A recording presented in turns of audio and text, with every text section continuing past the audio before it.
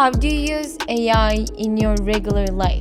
I used it to solve a medical problem that my doctors could not solve. And so it taught me about the health aspects of all of this. And then I said, why doesn't my doctor know about this? They said, physicians were never trained in metabolic health or like international concepts of health or nutrition or diet. No one knows how to handle this fear of entry-level jobs just being wiped out. How the agricultural industry went into the industrial revolution and automation, then like the internet comes around. It did adversely impact lots of industries in different ways, but it also created millions of new jobs and new opportunities for the digital era. Welcome to the HasMedia podcast, #1 marketing and business podcast in the world. My name is Owner Has. My name is Okan Has. My name is Fatosh Mekik. And we have a special guest, Professor Mukesh Patel, a professor at Rutgers, a highly sought after professor at Rutgers, also a businessman and entrepreneur. Welcome to the podcast. Thank you. At her, CTech is tech commercialization and entrepreneurship, business law.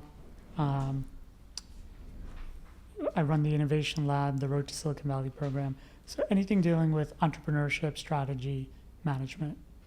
I really admire what you do as a professor and having the experience of like building businesses and going into businesses, because I feel like when I was going through college, there's a lot of professors that taught entrepreneurship but never owned a business. Right. It just like was almost like why are you teaching this course? Right. Yeah, especially that topic, right? Like, Yeah. if you haven't done it, it's hard to convey Yeah. the experiences. And it's hard to learn from a book. And so Oh yeah. Yeah. other subjects, like maybe in engineering, you can learn some things from a textbook and assignments. Yeah. But I think business in general, there's no replacement for go and do it. Yeah. What I started doing was I started scanning books. I got a scanner over Okay. there, and then I use like Claude and like Oh, so I'll read the book and then I'll put it in there and then that's right. kind of like take the positioning on what the book is. Kind of brings the book to life a little Right, bit. and how to apply it. Yeah, and how to apply Okay, it. yeah. Exactly. Now you don't even have to scan it, right? With Claude Cowork and Claude Code, Yeah. it has access to every book in the world, Yeah. essentially. Oh yeah. yeah. It's kind of well, cool. with the copyright laws though, you won't allow you to access. So it will access it Oh yeah. on its own, and so you're not sharing, copying, or uploading any Gotcha. information. You're just saying, take the principles or the key Right. That's what I'll learnings do. Yeah. Take the from principles. some book and Yeah. then create a framework for me in my use case. Right. Do you find that that's like that it's super accurate though when it does that? Because It's good enough, and it's getting better. okay, gotcha. Like every Yeah. week, it's getting better. That's wild.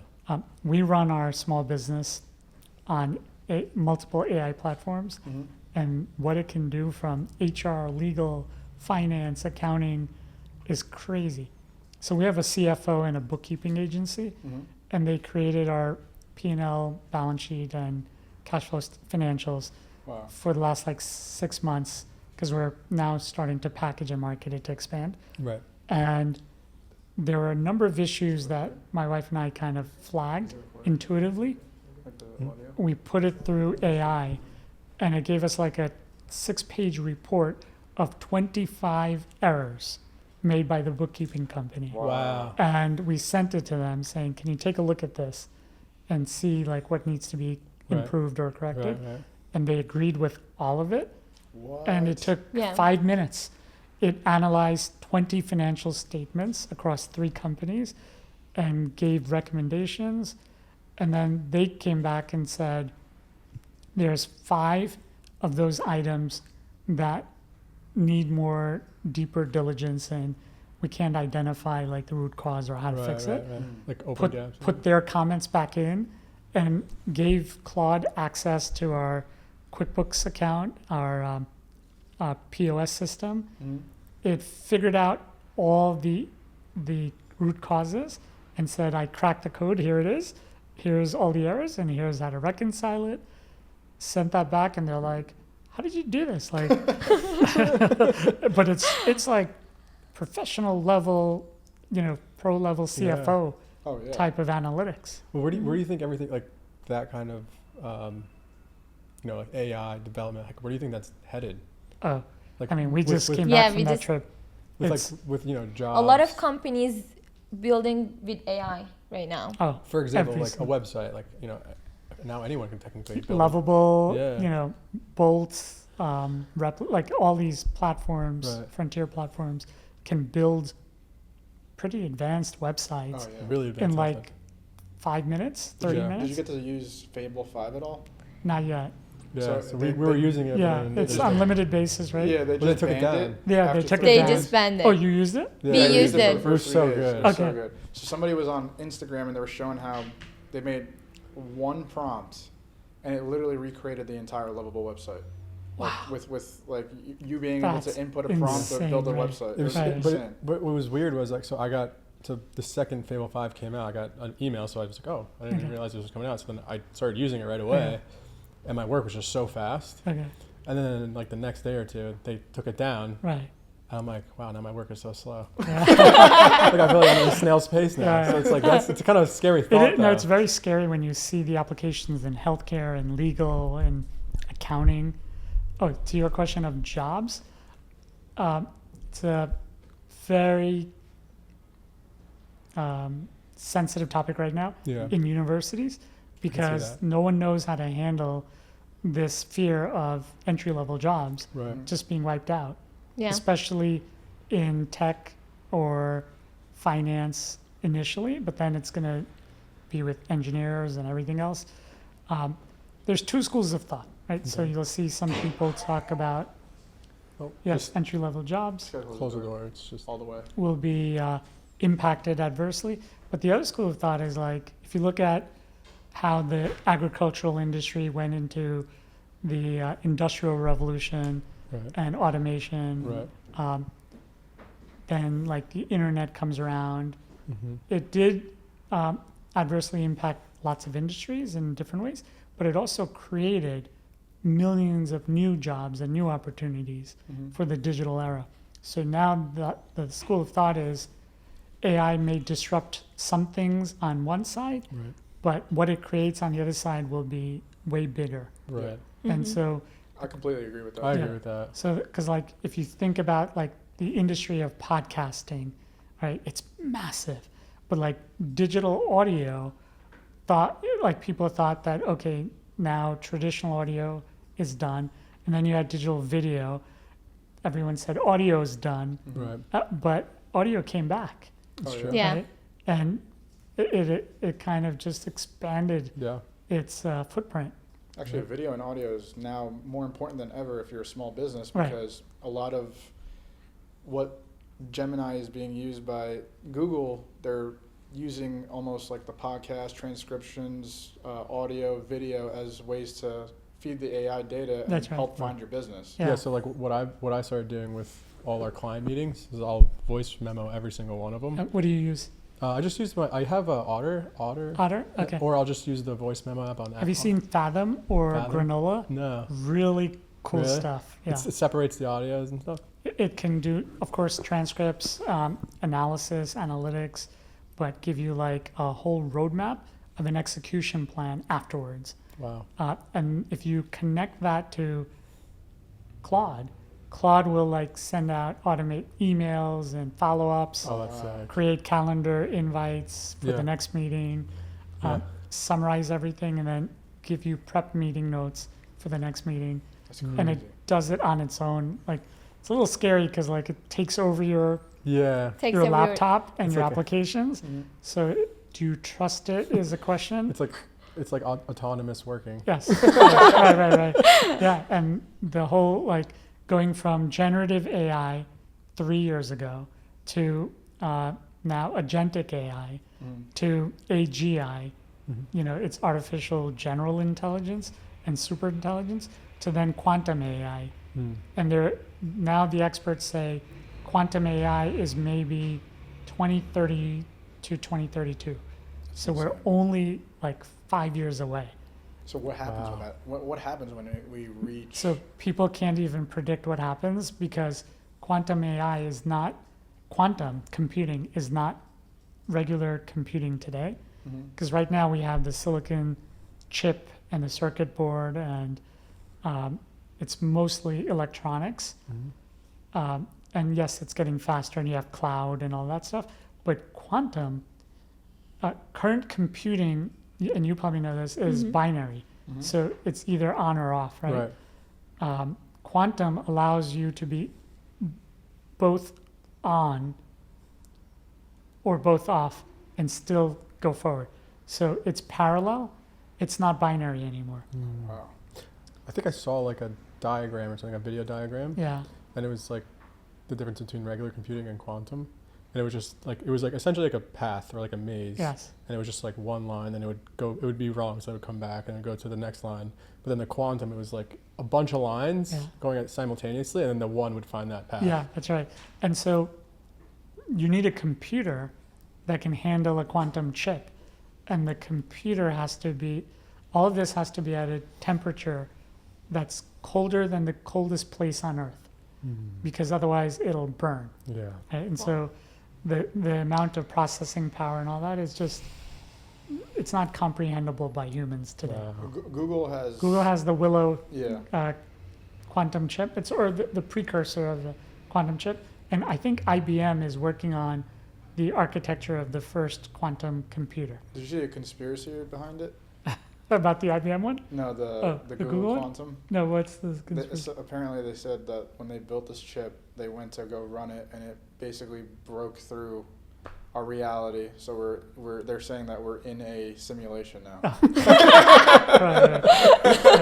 Right. Who knows what's possible? But once the first quantum computing lab is operational, every company in the world will invest tons of capital to have their own, right? And then it'll proliferate, just like AI data centers. Have you been to Virginia recently? No. I just came back from Virginia, like that high-tech sector. Everywhere you look, there's an AI data center. Massive buildings everywhere. Wow. It's like, at first I thought it was like Amazon warehouses. They're buying Amazon warehouses and converting them to these data centers. That's crazy. There's a lot of states that are not allowing it, right? There. Right. So, but Virginia, like, because I guess they have a lot of high tech, they said that there'd be a housing development, and the companies that are making these data centers are sending offers to everyone that owns a home to buy their house. Doesn't matter what size. The offer is $4 million per person. That's crazy. That's crazy. I was gonna And buy so- a house in Virginia. So everyone that owns a home, they're like, yeah, you can buy my house for $4 million. I'll go find another house, Of course. somewhere. Yeah. And they're just buying out these. And if there's a few people that are like holding it back, saying I'm not going to sell, within a year, they'll keep raising the price until they sell. That's Wow. crazy. Yeah. So they're gonna get them out, and So yeah, because they're like, even if we have to pay $6 million for a half acre, we want that half acre because for us, that half acre represents like $1 billion of right. future revenue. That's insane. Yeah. Yeah. And there's enough, I guess, electrification ecosystem in that general area. So that's why they're creating these clusters. But look at Musk, Yeah. like thinking about building AI data centers in space, Yeah. right? Yeah. That's The- true. The first trillionaire of the Yeah. world. Right. And So I have a question. Yeah. How do you use AI in your regular life? personal life, business, Personal first. or education? Personal. Personal. I'm using it to optimize my schedule, to teach me new concepts and frameworks from like these books like he's doing. So it's like, all right, here's 5 books. What are some frameworks that I can apply? I'm using it to learn new things like how to sketch, draw, or how to cook. I used it to solve a medical problem that my doctors could not solve. Wow. So this is very fascinating. I've had prostate, GI, and other kind of issues over the years. So you go from your primary care physician, then you go to a GI physician, and then from there, kidney specialist, and you just keep going to like all these specialists, and they couldn't figure it out.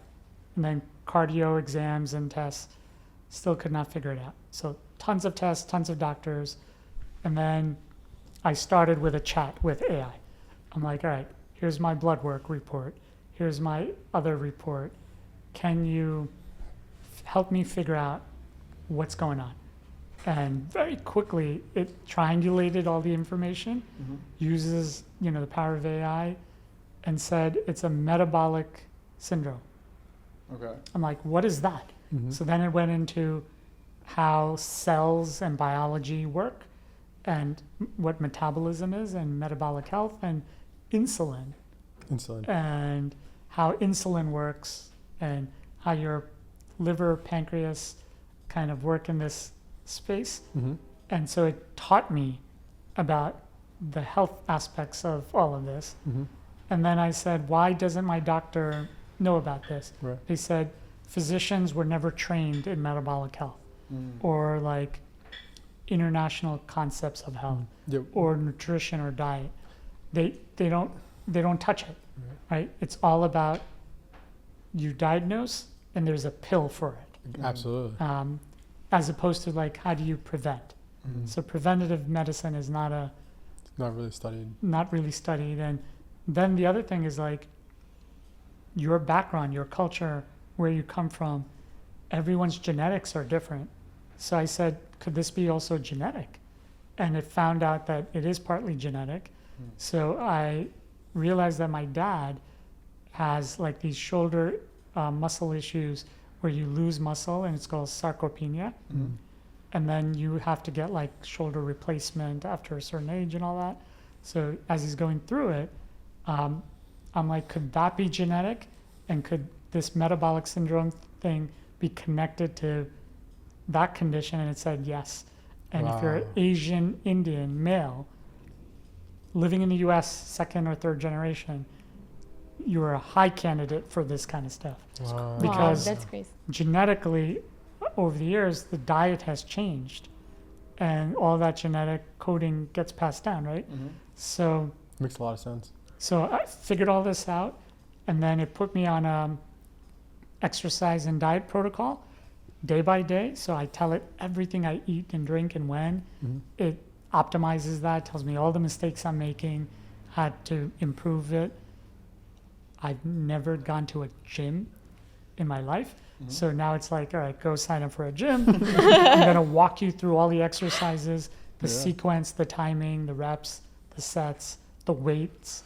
It analyzes all of that and then told me to get a DEXA scan. So I went and got a DEXA scan for body composition. It triangulated all the data from the blood work, the theory, the medicine, the nutrition, the DEXA scan, the genetics, and like gave me a roadmap. And within 5 months, so I was, on my last report, they put down pre-diabetic. Okay. That's gone. Wow. Then high Crazy. risk for X, Y, and Z, Mm. all gone. And it all starts with controlling insulin, right? Yes, Right. controlling insulin. Or at least that's, in my case, that's what Right, it right, was. right. But AI figured all that out. Yeah, the doctor doesn't figure out My doctors AI. didn't figure it out. And then when I told my doctor, he's like, can you send me the reports? So I sent it to him and he's like, this is very fascinating. He's like, now I can connect the dots. This makes sense. Yeah. Mm. And he's like, I'm going to change the way I practice medicine with my Wow. patients. Wow, that's Wow. amazing. And I'm like, okay, that's Yeah. good. But Yeah. it's- What are the change in like in the nutrition? Like what type of Oh, changes did you?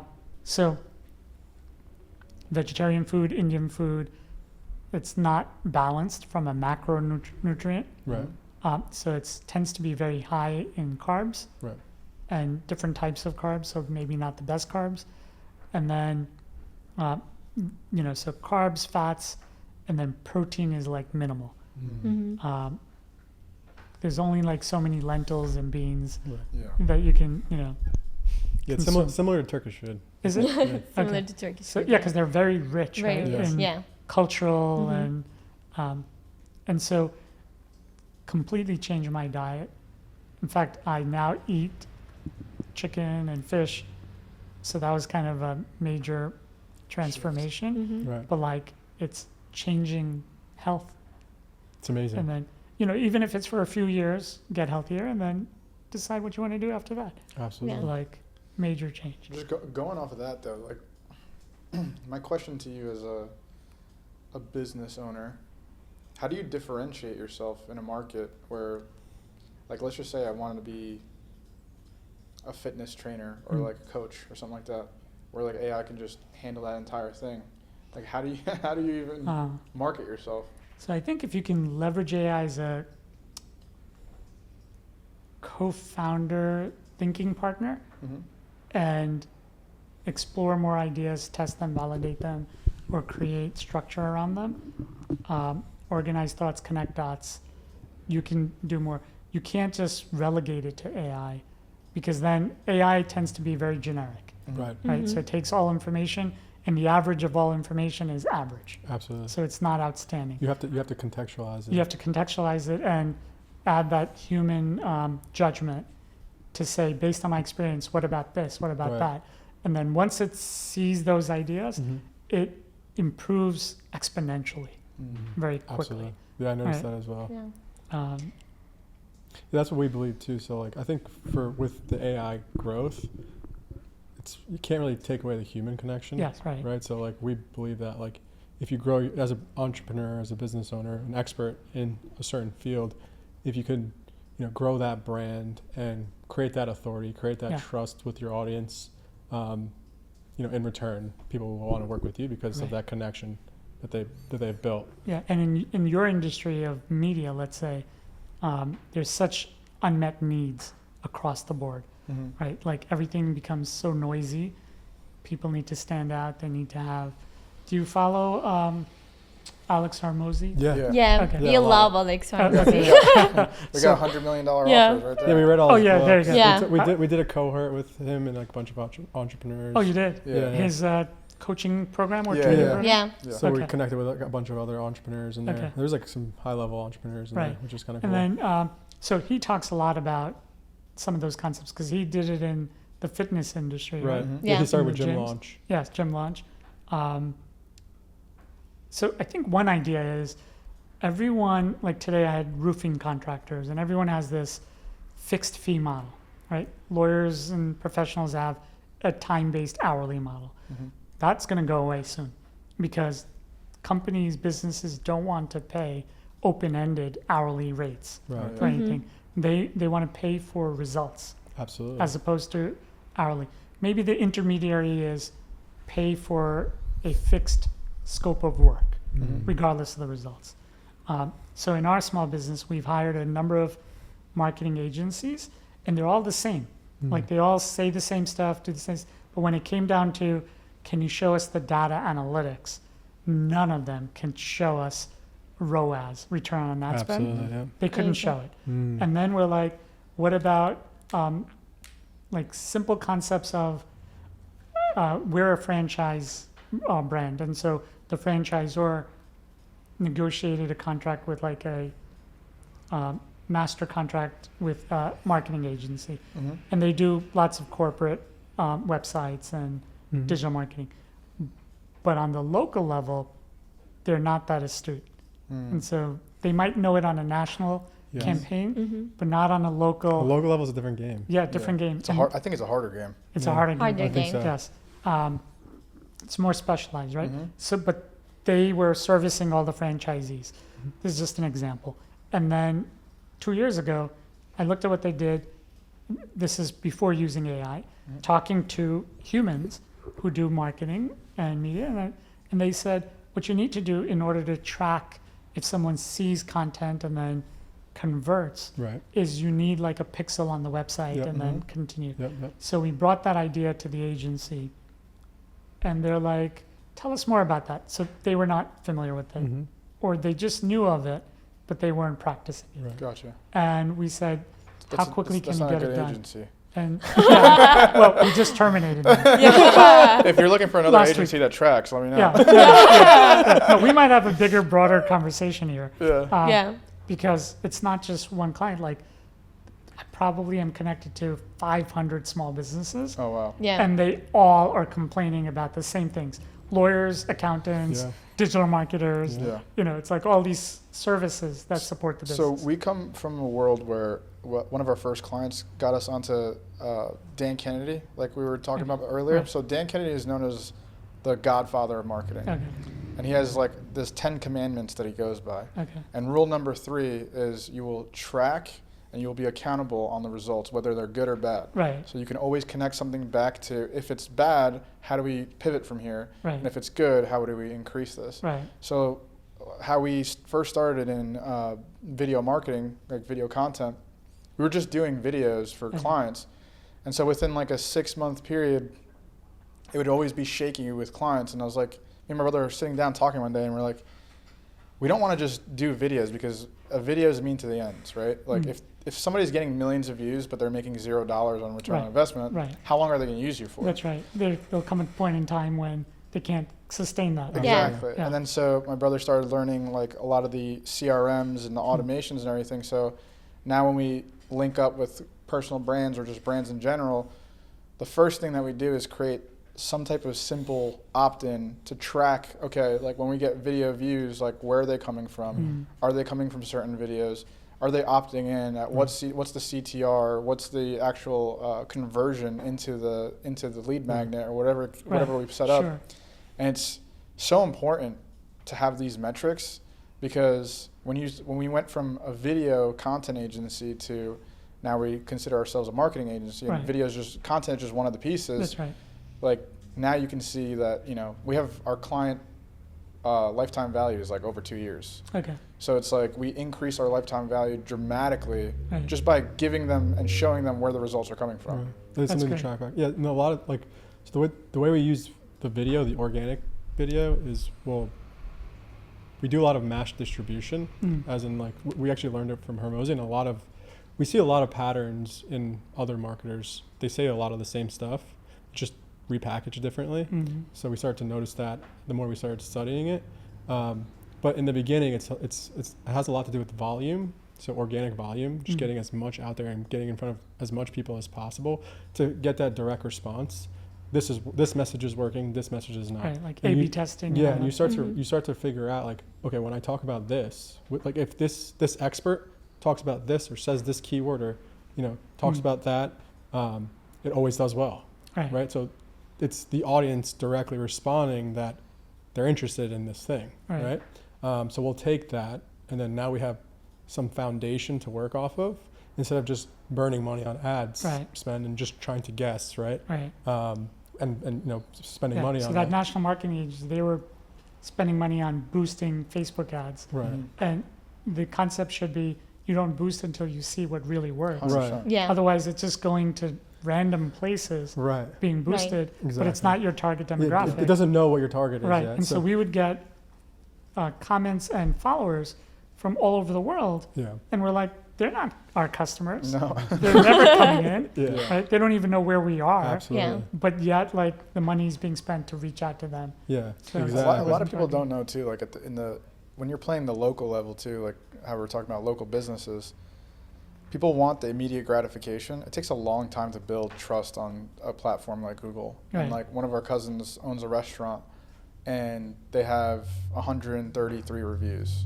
But all their competitors around the neighborhood have like thousands of reviews. Exactly. But I'm like, it's relative. Exactly. So I was like, if you ask 10 people out of the 50 people or 100 people that book every single night for 365 days, a year from now, you're going to have like 2,000-3,000 reviews. And how's that going to impact your business over time? But it's like these little things that we have to do every single day that's repetitive, and build systems around them so they become more efficient and easier over time. And that's why I think, like the national level, like you said, like you can have a video go viral and you get customers from everywhere. But when you're on the local level, it's like, how do you actually target a specific industry or a specific area? But I think that's where the messaging kind of comes to, like figuring out the messaging that works. Because then once you do figure that out, that messaging can also live on the website. You understand what's catching people's attention. And then when you're running ads on a local level, like you could set the parameters locally, so you'll know that, okay, if I start running this locally, I already know this works, you know. So. And then there's the company generated content strategy, and then there's the customer user generated. So if a customer, like we have salons, high-end salons, so if a customer shares or posts a picture of before and after and talks about it, their contacts will resonate more with that than if we posted something as a brand trying to sell. Right? They're selling their personal experience. 100%. They're not even selling, they're sharing. And it's more organic as well. And it's more organic. And So it's Yeah, fascinating. and then we're starting to see too, like being top of mind consistently, Yeah. because of like the buyer's market formula, which we talk about a lot, which Yeah. is like only 3% of people are ready to buy right now. All right. So most businesses are competing at that top 3%. Yeah. So like a lot of the ads that you'll see, it's like they're just trying to sell me right away, and it's the first time I've ever seen your company or your business. So it's kind of a turnoff, right? Right. But if you're consistently building up the organic, And right, the and you're awareness. meeting the customer at where they're at, maybe they're at a research mode and Right. they're looking at multiple services in that industry, Right. and they're just not ready to buy yet.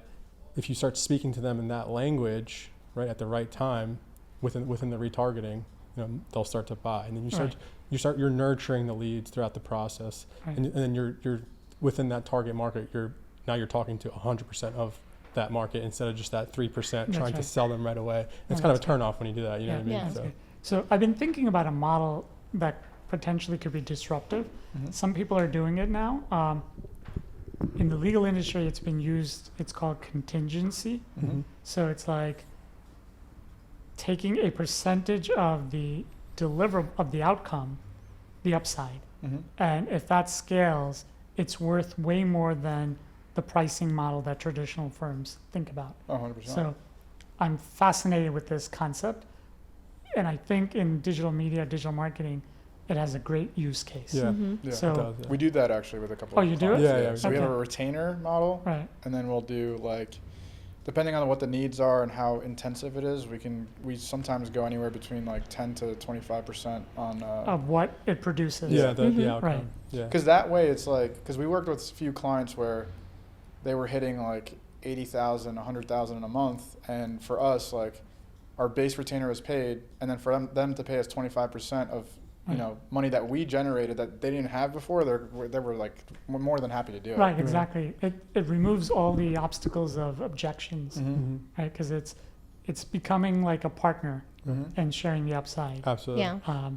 It can get a little tricky though. Sure, because you need to know, you need to be good at predicting or Right. Yeah. estimating the Exactly. Yeah. So, like, future.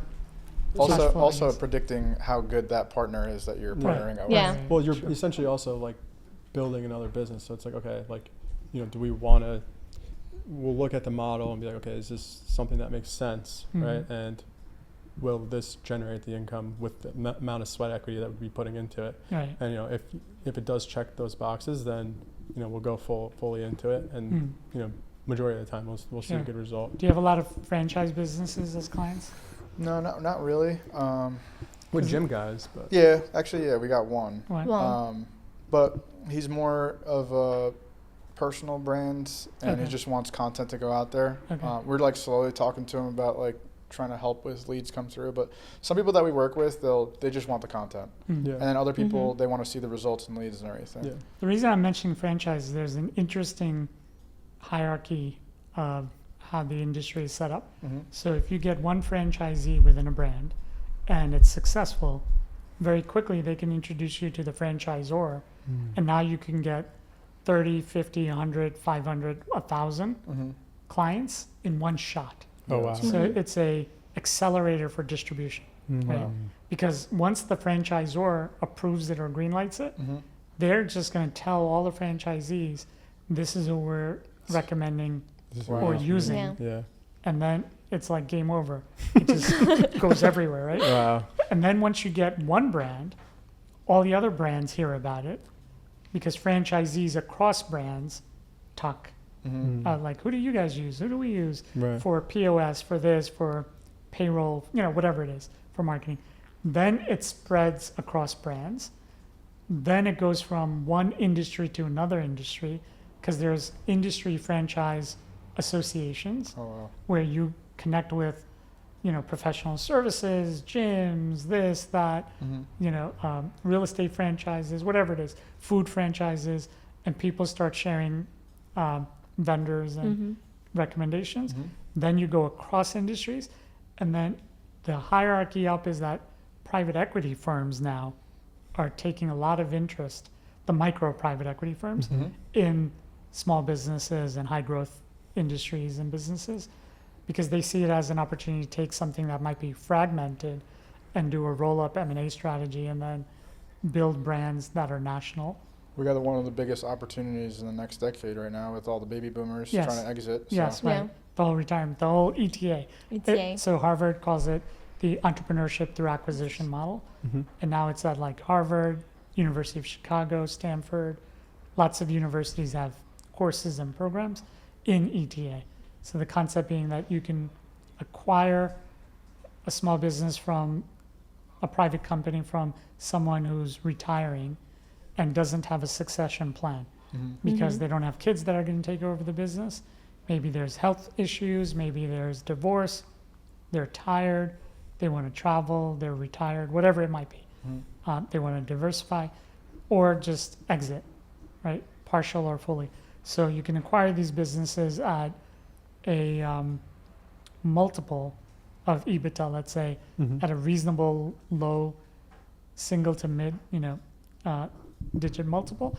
And then if you grow it through acquiring and roll up, it becomes more valuable and the multiple expands to like maybe 2 or 3 times. So you can sell to a private equity firm. You don't even have to sell the whole company. They're happy to buy 50, 60, 70, 75, 80% of the company, and you retain a portion of it. So you get one exit, and then they will scale it, Wow. leveraging their capital and Wow. Yeah. infrastructure. And then when it sells again, you get the second bite at the apple Wow. for your 20%, let's say. Wow. And that number is Big. pretty substantial What do you think the biggest industries Yeah. like to? across industries. Yeah. Really. Home services, personal services, across the industries. So what was the last business you buy? That I bought, well, we invested significant amount of money in this franchise full service salons. We have one in New York, one in Jupiter, Florida, and one in Nashville, Tennessee. And so we manage them remotely with one manager, one assistant manager, and then staff in each location. So we now, with 3 locations, we're up to about 15 to 20 full-time employees. That's really cool. And then we have a membership model similar to how Massage Envy or Hand and Stone have. That's transformed into the salon industry now. So we have members, different tiers of members and all that. That's so interesting. And so you get loyal customers, clients, which impacts lifetime value and reduces your customer acquisition costs. So you can scale the business that way. What is and your so- recipe on hiring A players that Yeah, I was are wondering. able to actually? Let me know when you know. I was gonna ask the It's same the question. $1 million Yeah. question. Yeah. Yeah, we need more Fatosh. And more of her. I think it goes to like several things. One is, where are you reaching out to find that talent? Like the initial awareness. Do you have a broad reach or a targeted reach of where that talent exists? Right. It could be. We use platforms like Indeed, things like that. They're good, but like there's also personal networks and then schools, Right. specialty schools and things like that. ZipRecruiter can expand it to multiple other platforms, LinkedIn, but then not every industry, the talent sits in LinkedIn. Right. Yeah. Right? So you got to kind of find them where they are. Right. So then let's say you have lots of applicants. The next phase is, how do you screen them? How do you assess them? And for most small business owners, they're not using best practices or modern practices, right? So they go by a lot of gut instinct, who they feel is the right talent. But it's not necessarily like doing a proper full-blown assessment. Gotcha. So going through like the assessment frameworks, the right questions, answers. Do you use video? Do you Right. use audio? Is it synchronous, virtual, in person? And so you assess, and then maybe references, or you have them do a little bit of work or project to assess their work product and behavior, behavioral attributes. That's interesting. Then I think the most critical things are like, how do you onboard them? Yeah. And then how do you train them and incorporate them into your culture of performance. So there's a framework called TIME. So T is target, objectives, and goals. Are they clearly defined or assumed? So for 80% of the people assume that the goals are clear. But if you ask all your employees, you'll see different answers. Gotcha. So they're not all rowing in the same direction to create that momentum, right? Like, I don't know how many employees you have, but like, if you ask all of them 5 key questions, it'll be interesting to see all their responses. Do they align? How well do they align, or are they disparate? Do you use have you ever heard of EOS? Yeah, Yeah, it's a great. we implemented EOS. Okay, they made it a little bit more complicated than it needs to be. Yeah, I feel yeah, like with the analogy of what is it, rocks, Yeah. right, and all of that, pebbles and all that. pebbles and all Yeah. that. But like, I think some of that can be simplified or adapted to different industries. But EOS, I think, is a good one of maybe many different types of frameworks. Yeah, So this other one starts with like, okay, are the target, objectives, and goals clear? Are they, do they lead to the types of goals that can have clear KPIs and metrics? So I is incentives. Are employees or talent incentivized and rewarded for performance? And if so, how do the bonuses work? So most people will give X bonus band, right? And then as the performance increases by the employee, the bonuses get smaller and smaller. right. So It it, kind should of be flipped. it defeats the purpose. It of, defeats the Yeah. purpose. You're kind of like, the biggest incentive is stay within this band. right. That extra work has marginal returns.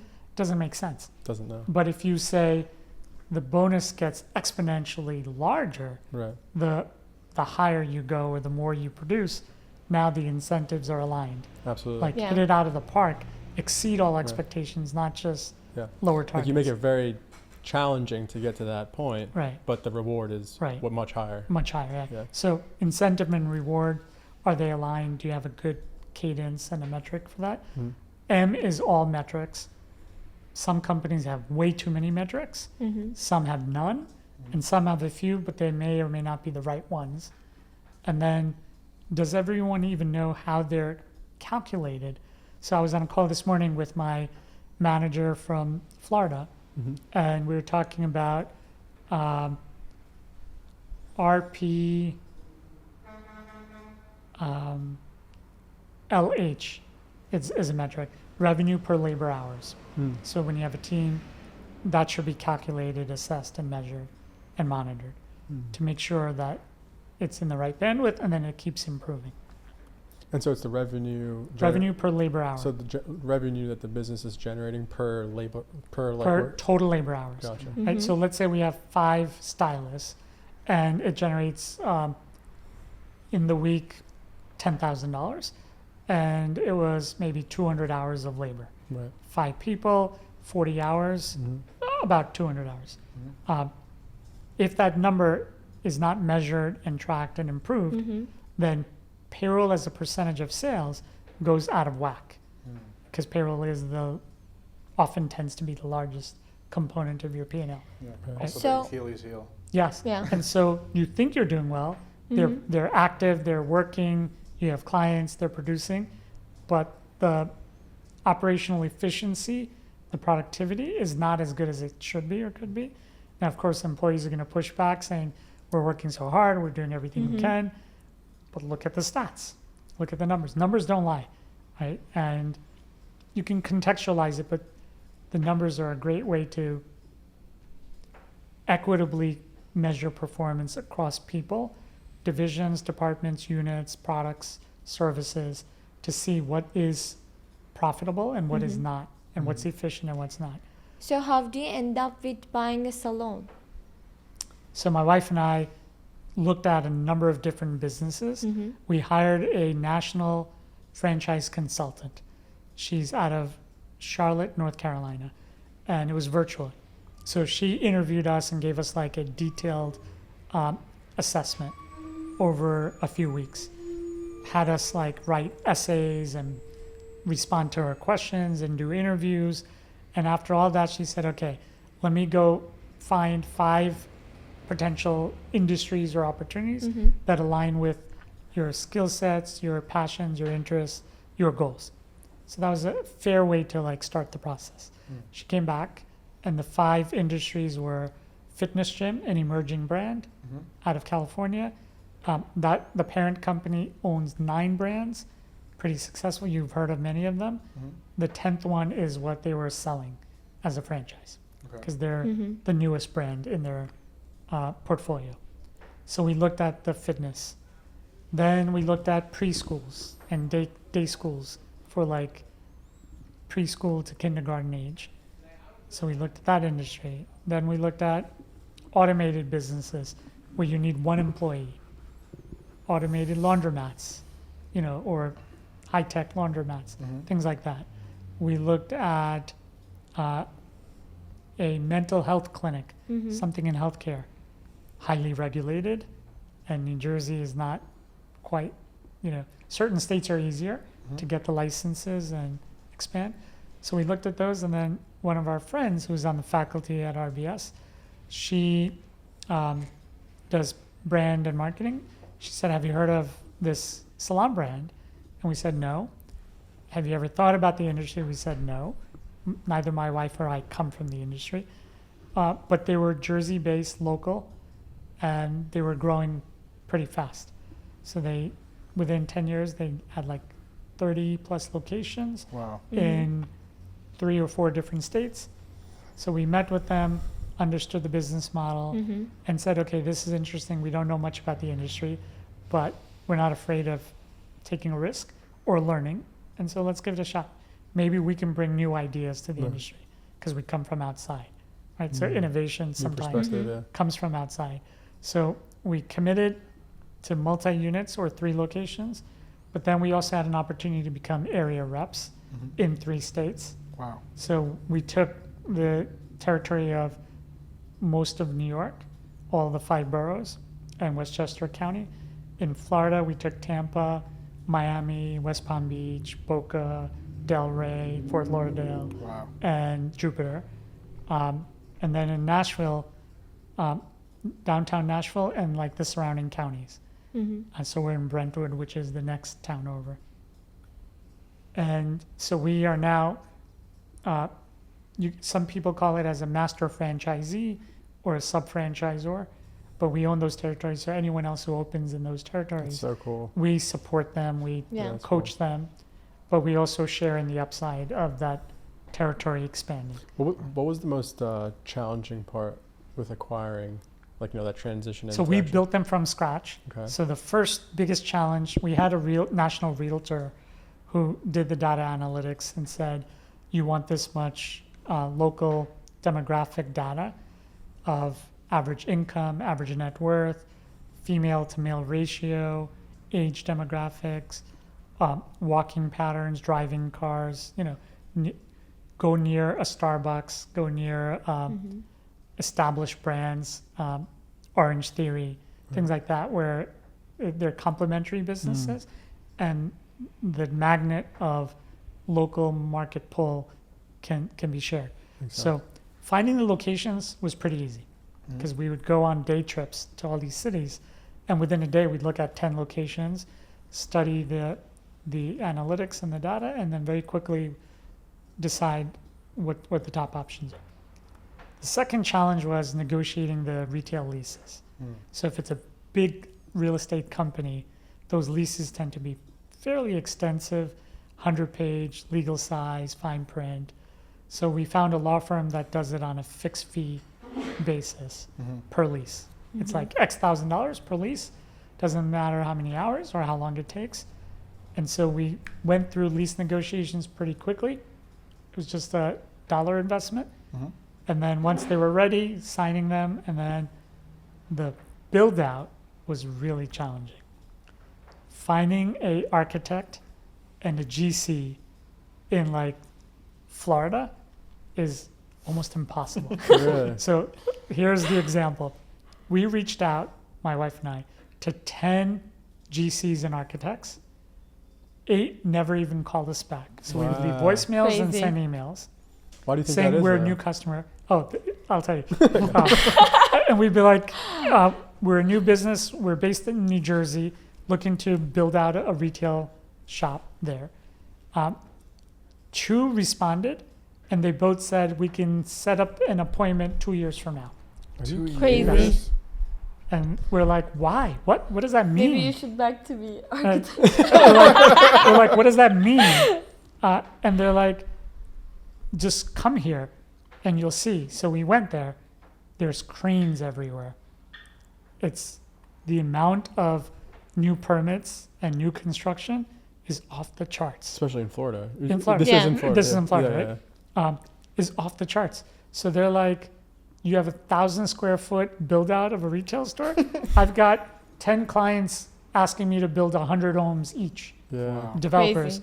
like, which one do I, Yeah. put the time and effort behind? Mm. So we couldn't get anyone. And then we found one GC, signed the contract. He took our retainer and ran away. No. Wow. So then I had to chase him down, find him through another GC who knew him, and finally told him, look, this is going to end up in a lawsuit unless you return our money because you didn't do anything. You wasted 6 months. Mhm. And he ultimately, with a payment plan, returned the money. Mm. Got a second GC who took the retainer, did not run away, but was incompetent.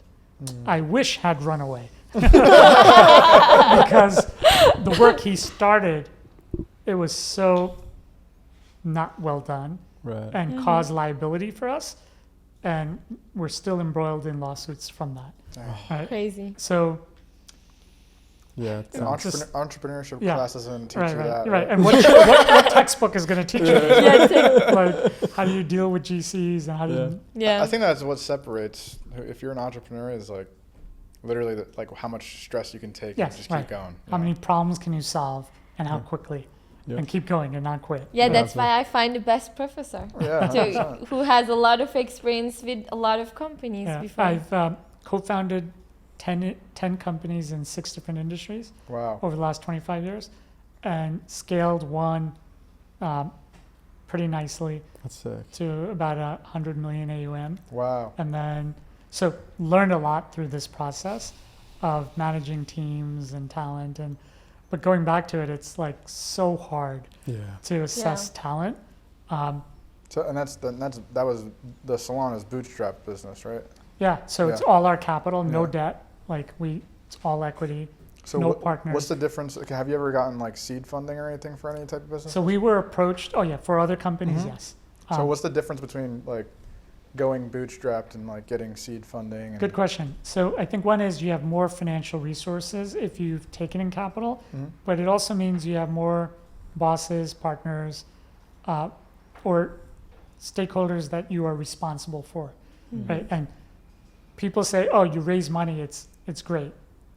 The real work starts after you raise the money, because now you have a responsibility for that capital. It's a You're lot a of pressure. steward of that capital, right?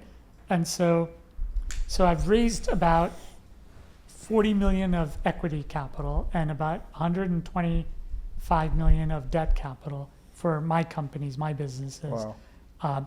So learned a lot about what is IR, investor relations. That's a whole nother full-time job Yeah. of managing relationships with investors, updating them with proper reports and accounting and accountability. It's like when you hire an accountant, it's no longer a compilation. You now need to think should I pay more and get a review or pay even more and get audits so that you have audited financials for your investors. Even if they haven't asked for it. If you do it proactively, you build that relationship Right. with the investors that says, I care about your capital and we are good stewards of that capital. So we voluntarily will be audited. Not because you told us, but we're going to do it anyway. And how does AI play a role in all that? It can help you build your finance team. So we did that. AI helped us build separate our finance team into 4 components. So I don't know how you guys manage finance. Do you guys manage it or Do you have like a CFO? We have like a CFO bookkeeper. But she's our bookkeeper, but she's like a CFO. Yeah. Okay, Yeah. so AI helped us really drill down into the nitty gritty and the 4 components, at least how we did it, and we think it's applicable to almost all private companies, is you have one individual or agency that's responsible for bookkeeping. Mhm. Nothing more, nothing less. But they have to do that world class, like really well. They have to be well versed in technology. They have to leverage technology, leverage AI, whatever they do, but really solid, trustable, high integrity books and financial statements delivered on time in the proper format with the right chart of accounts. And So that's your reputation on the line. that's the Yeah. reputation, right? So we went through like 10 or 20 bookkeepers to pick the right one. Then the next entity or agency is like a fractional CFO or CFO. They're going to be responsible not for any of the bookkeeping, but taking what gets delivered and applying FP&A, financial planning and analytics. So now you get some analytics, decision-making cadences, all of that through that person. And what they do is very different than bookkeeping. This is like how to help business owners make better decisions for growth, expansion, or scale, or whatever it is. Then you have tax compliance and reporting. So that could be a CPA that files your tax returns, quarterlies, sales report, whatever you need. But like actually does the tax compliance and reporting. Then you have tax planning and strategy, which most CPAs do not do. They're just not built, their firms are not built to do that. And if they have the capacity, they could be really expensive. So by separating these, you can find the best of class in each category. And you have a tax strategist that knows the founder's personal, financial, and tax situation, but also understands the business, understands what the CFO is producing, and puts it in the form of midterm and long-term strategic frameworks. Gotcha. Should you acquire another business? When? How should you do it? So between the CFO and the tax strategist, you can model it out properly, Wow. right? So otherwise, if you have the bookkeeper as your CFO, do they do a 13-week future financial forecast, a 1-year, 3-year, 5-year forecast? And then are you measuring the variance between forecasted versus actual budget on a weekly or monthly basis? And what's causing the variance? How do you tweak it? What changes do you make in the business to exceed or hit your goals, financial goals? And then how do you think about when do we buy another business? Roll it up, right? Or acquire some technology or whatever it might be. And so capital investments and all of that stuff. So if you're gonna invest like one of the AI company, like what can be? If I were to invest Yeah. in an AI company, Yeah. so there's the public side and then the private side. On the public side, I am likely to buy some stock in OpenAI, Anthropic, SpaceX, just to have a diversified public portfolio of predominantly AI companies in different industries. OpenAI and Anthropic are probably similar in that they're more frontier platform companies that people use to build other businesses on. SpaceX is very different. So that's one investment. On the private side, it's challenging because it's moving so fast, So fast. and the M&A activity is happening so fast. The venture funding is happening so fast in the private equity side that it's hard to figure out a thesis of how much to invest and how many companies and kind of the sample size or the portfolio size. But I'm a fan. Like, I think this is that inflection point of like what the internet was in the mid 90s. This is kind of that version of 2025, 26. Because if you have the right AI fluency, the talent understands it and you're applying it and you have the right tools, you can 10x, 100x Oh, 100%. Yeah. your productivity and output. And then the people can spend more time on building relationships and just building networks Right. and vision and mission, kind of planning out new things, new markets, expansion. I think IRL is coming back. IRL businesses, communities are coming back like Right, way harder than before too. right. I see that with AI a lot too, is because like there's so many of these little monotonous tasks that are being automated, and we work with like a couple guys where a live event brought in, no marketing budget, no nothing, just like posting about it. It brought in 200 people in a one-time event because like I feel like we came out of this COVID area, Right.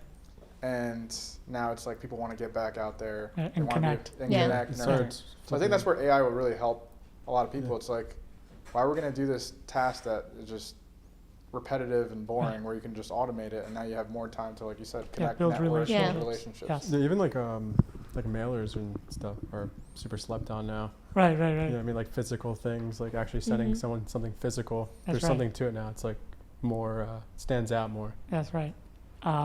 Or like brochures and packets or demos or Right. things like that. You're getting people to actually, come Yeah. and speak at events. Have you heard of a book called 2-Hour Cocktail Party? Mm-mm. So it's like just start a meetup Mhm. and invite, I think it's like 10 to 20 people, strangers, prospects, Mhm. potential customers, and just invite them for human conversations Mhm. and networking. Mhm. And limit it to 2 hours.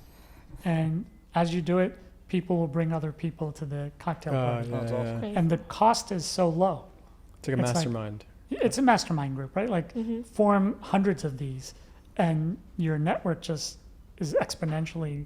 Do you run the startup grind or the? Yes, we went together. So we went to the Startup Grind conference in Silicon Valley in Mhm. Redwood City, where like 3,000 to 5,000 people attend. Mhm. But we're launching Startup Grind Rutgers chapter in In Piscataway Piscataway. at Rutgers Business School. Mhm. There is a chapter in Princeton, and so we partner with them. That's the. We were almost gonna go to that one. I registered, but Okay. we had a client, so we didn't go. We're gonna Okay. go next week. Okay. Yeah. Yeah. So the guy who runs that is a colleague, a friend. Colleague, and, yeah. He met us in California as well. Mhm. But so we collaborate and we co-host events together. I used to run a meetup group as part of Juice Tank, Mhm. where we grew it to 10,000 members, like within a year, and we would host events every month, and 150 to 200 people would show up every month, Wow. month after month. We had space big enough Wow. where we just bought like 200 chairs, a big screen, and a podium, and That's crazy. panel. Like we would host digital marketers. So this month's topic is digital marketing, and we bring in experts about what's the newest stuff happening in that space. What are some case studies? What services do they provide? So it's like a win-win for everyone. Mhm. People get to learn about new ideas, tools, or training, or they can hire one another, That's do awesome. business, and That, Such a good I way see to- a lot of like these like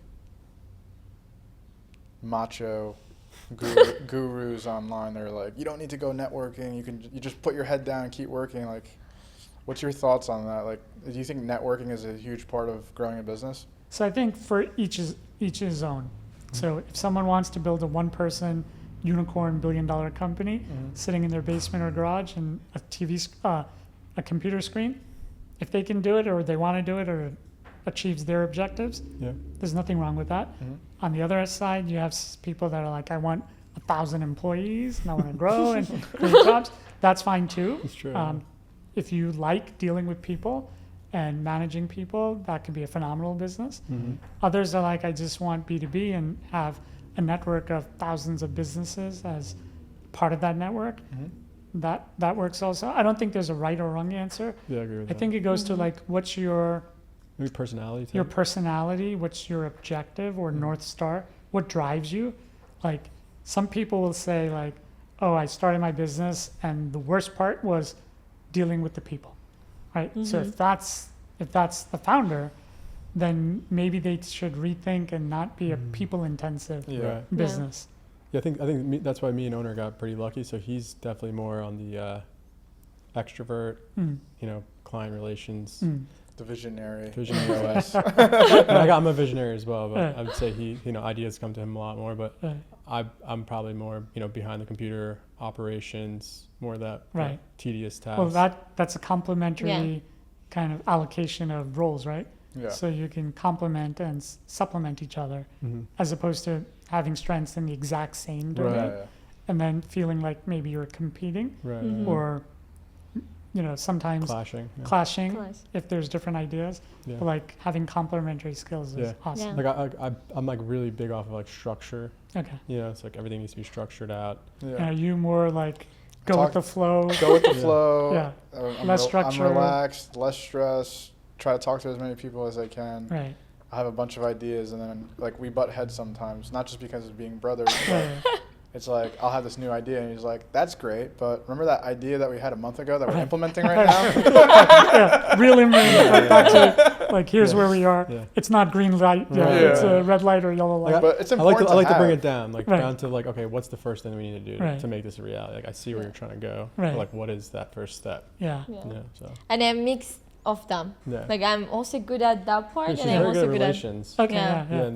And structure as well. Okay. So Yeah. Well, yeah, that engineering background. yeah. Structure, yeah.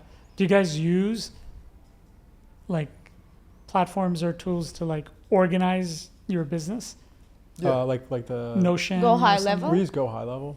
Go high level. Okay. Yeah, so we'll do that and then we'll implement that That's too. more on the client side, right? Yeah. Mhm. But What about like internal operations and just syncing? I think we use a lot of the AIs, like Anthropic, and just to like Claude Cowork? Claude Cowork a Cowork. lot. yeah, because use we were Cowork a using- lot. What was we were using Asana, Okay. and then we were also using like Trello. Yeah. But it's- Basecamp. I feel like it's just like some of the features are limited, and it's just like So I have a solution for that. okay. So for 6 months, I was looking for something better than those kinds of tools Mhm. for our business and just, Without astronomical prices. Right. Because the Right. minute you go over Right, like yeah, yeah. one seat, it's like, Yes. oh, we have to charge you for 20. I know you got 5. that's but right. Yeah. It gets pretty expensive, right? And I use it for my courses and university work, our business and personal life. Have you tried Notion? No, Notion. but I I've- told I've them. worked- we use- yeah, I was. Take a look. Yeah. It is so powerful and Mhm. it's free. Like Okay. yeah. almost all, like the amount that's on the free version Okay. Mhm. is significant. It's not like a teaser, Hmm. 30 days free Right, right. or limited credits and then Right. you have to subscribe. Like the free one will go pretty far Okay. before you even have to think What- about subscribing. And it has an AI component in there. Oh, The awesome. AI piece is limited Okay. because at some point it's all tokenization Yeah. and at Does it some has point NCP servers and stuff yeah, like that? it has a lot of that. Okay. At some point, they'll try to get you to subscribe to the AI component, the Mhm. next level, Mhm. but it's not required. If you use Claude, Mm. then Claude and Notion connect. It's like an Yeah. API or something. Yeah, well, they have the MCP connector Mm. directly. So within Claude, Notion is one of the applications that you can just click, Oh, wow. and now Oh, it's Yeah. so fully you connected. just The sold Claude. me. yeah, no, and what it can do. So let me give you an example. Yeah. What is the big like the most benefits? that Okay, you- so I just used it last week and this morning, 2 weeks ago and this morning, for a specific use case. So the research department of our university, the senior vice president approached me and asked me if I would consider being a principal investigator for a grant. Okay. It's a research grant to help the tech transfer office and the research office create a signal framework to understand like when people have ideas, how do you capture those ideas? And if it turns into a patent or IP, Mhm. how do you license or commercialize it and turn it into a company? Okay. So it's like commercialization, right? Yeah.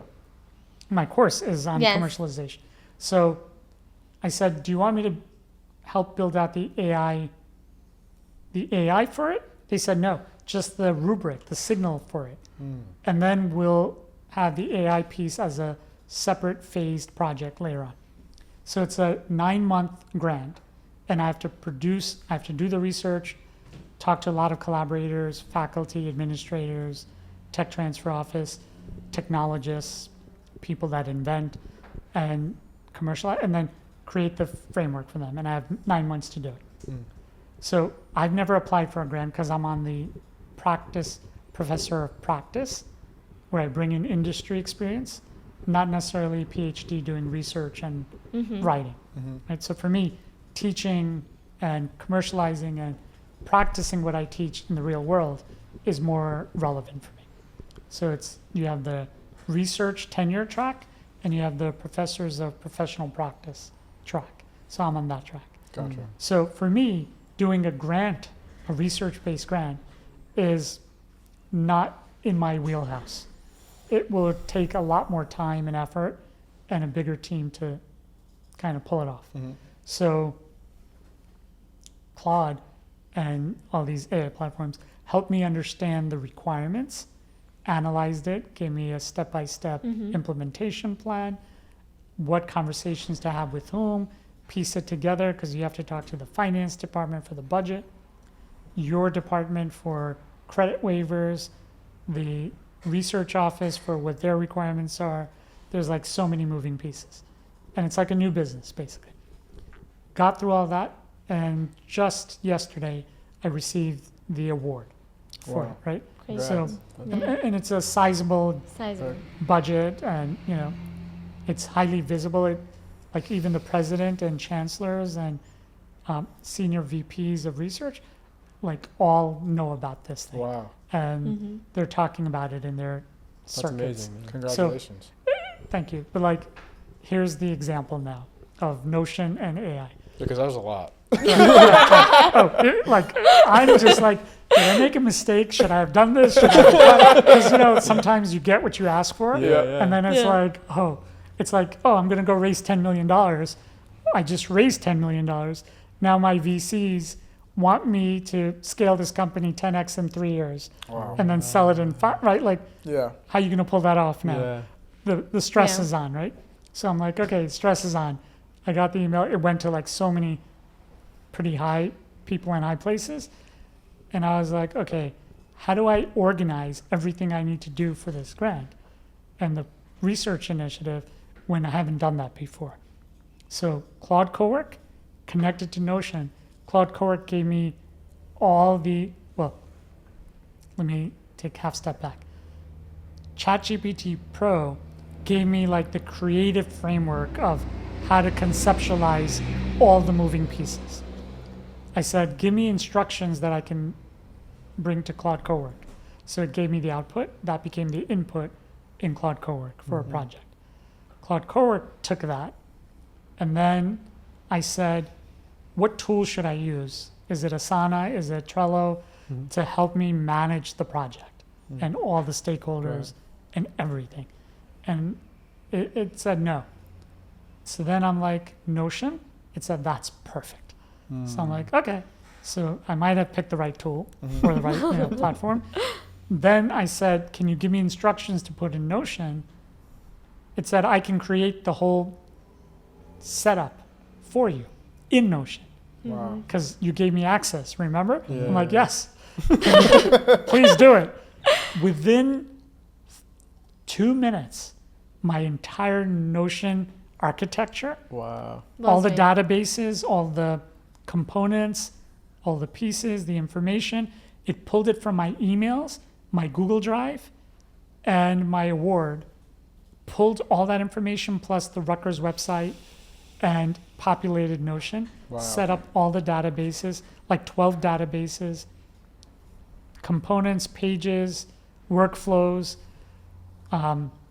calendar, checkpoints, Wow. everything. Invites to the team. Right before I texted you saying I'm leaving now, Yeah.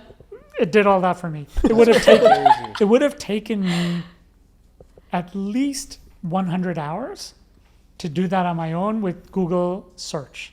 Oh, 100%. And I think easy. I think we're in a That's like this is why we're in a entrepreneur golden age. Yes. Because majority of the time it's like speed wins everything. Yes. So right. you can literally take an idea from your head and put it down to AI and if you know how to prompt it the right way and construct the business or the And then idea that implement you it. have, and implement Or it like, execute it, right? right away. Yeah. So it's like there's no more excuse of Yeah. oh it's gonna take I don't know how me. to do this. Right, or- right. Yeah. It's just Like- I like to prompt it where it's like, okay, one step at a time. So like Right. I'll ask it something and it'll give me a response, and then I'll kind of implement it right there, and then I'll take it Right. step by But step. Notion is so powerful. Like even that would have taken me like 20 hours to build it out one step at a time. Mm-hmm. In 120 seconds, it built out the whole It's insane. infrastructure That's Crazy. nuts. with like everything I need to be aware of. It even did like a risk analysis, like be careful of these things.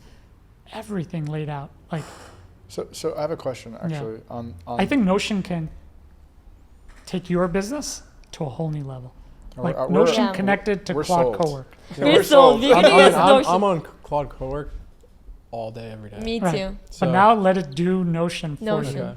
It's Yeah. crazy. Oh yeah, I mean right after this podcast. Yeah. But I thi- told I think- you that before. You did. So yeah, the yeah, question yeah. I have for you is, okay, so you have a lot of people that have interest in some type of business, or in this case, a grant that you guys are going Mm. for. How do you make sure with using AI that like sensitive information is being Mhm. protected? Right. Like, because I know a lot of people run locally, then there's running it through cloud, and how do you separate the cloud from the local? Like, what is your advice on like? Okay, so I use a few different techniques. One is I try to redact highly confidential information Okay. in Adobe or Preview, and then that way that information is not visible to the AI. Number two, I try to use AI platforms where it can encapsulate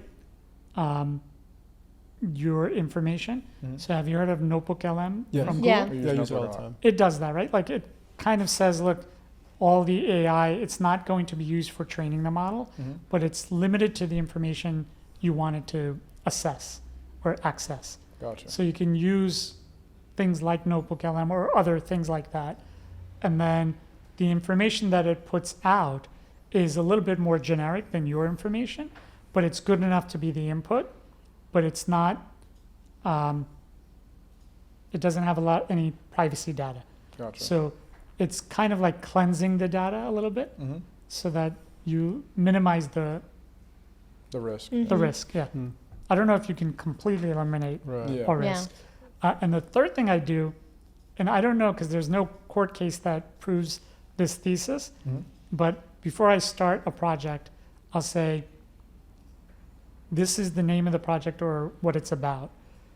This is highly confidential. I need you to confirm that you will maintain confidentiality, not disclose this, not publish this, not use it for training, and not put it out there in the public domain. And I will only start after it says, yes, confirmed. Mm. Gotcha. Now, I'm negotiating with AI. zeros and ones. Yeah. Right? So I don't know, like at some point, can I hold the company or the Yeah. platform Accountable. liable Yeah. Yeah. in case there's a violation Yeah. of that covenant? Right? It's like never been tested before. Yeah. Yeah. Who these- knows? Maybe these- my case will be the first Supreme Court case. these are definitely like major things that are people on a lot of lawyers' minds too. We work with a lawyer as well, Yeah. and he's super into AI. He actually got us into a lot of ways on how to think about it. But Yeah.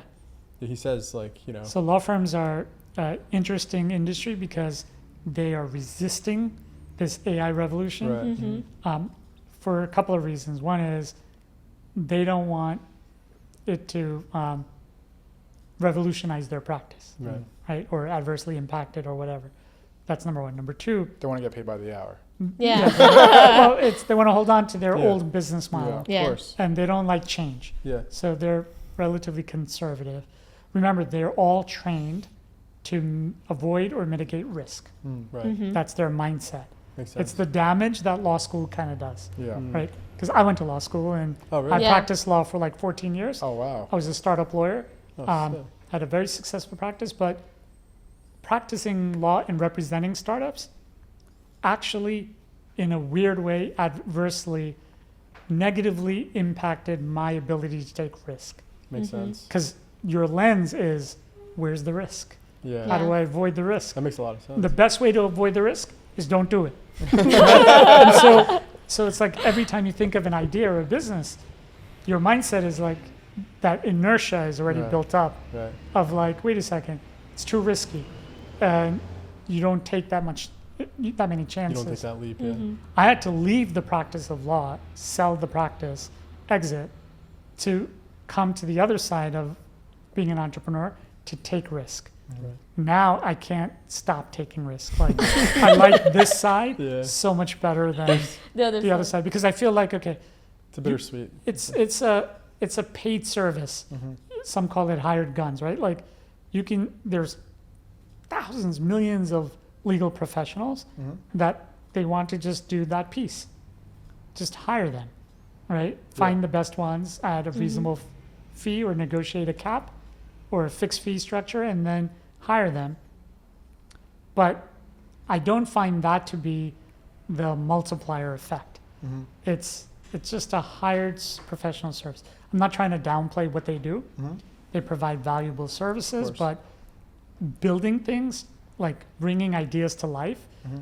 for me is way more Yeah. Oh fun my God, yeah. and interesting. Yeah. There's no comparison. Absolutely. It's like now I have 5 law firms working for me. It's like, knock yourself out. There's a 100-page document or 1,000-page documents. Go ahead. Yeah. I think So- the coolest part about entrepreneurship too is, me and my brother talk about this all the time, is that this business could tank tomorrow and we can go to zero and have to close the doors, but we acquired so many skills And experiences. and experiences, networks. and we can literally, like, to start a business tomorrow again would be like a fraction of the time Yeah. of Yeah. the last one. Yeah. Yes, it does get easier and easier and easier. Because once you have, there's a framework I've developed called the capital theory. Mhm. So it's like you have, you may have heard of some of this Mhm. in class. You have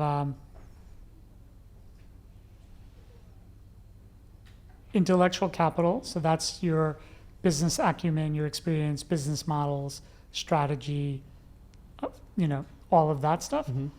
IP, all of that.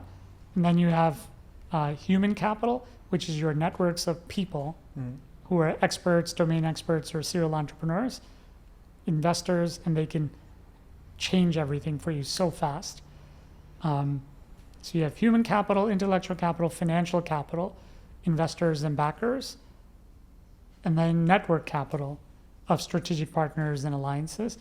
If you know how to set up these 4 quadrants of resources and leverage them and actualize them, you can launch a new business every week, get it off the ground. Or if you're good at not launching but growing, Mhm. then that's the other piece of entrepreneurship, is figuring out, like, what are you really good at? Is it bringing an idea to the world through launch? Because that takes a whole bunch of skills Yeah. and Mhm. It's a lot of support and pieces and of the puzzle. Are you better at the validation part? Are you better at the, now let's grow this and scale it? And that growth and scale has multiple phases. Are you better at going from 0 to 1 million, 1 million to 10 million, 10 to 25 million, 25 to 50, 50 to 100, 100 to quarter billion, half a billion, 1 billion, or 1 billion to 10 billion, and you keep going Mhm. until you get to, I guess in these days, trillions, right? Mhm.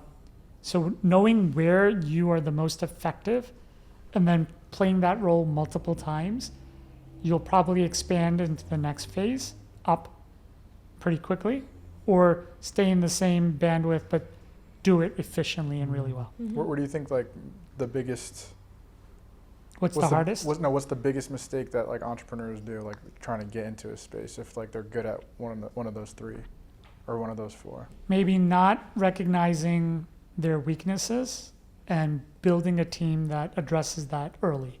Mhm. So let's say as an entrepreneur, you're good at, like, building tech or creating videos, but you realize, I don't like doing the financial books and QuickBooks or whatever, right? Like, I'm not good at presenting a forecast or creating pitch decks, or I'm not good at public speaking. I don't like presenting and pitching.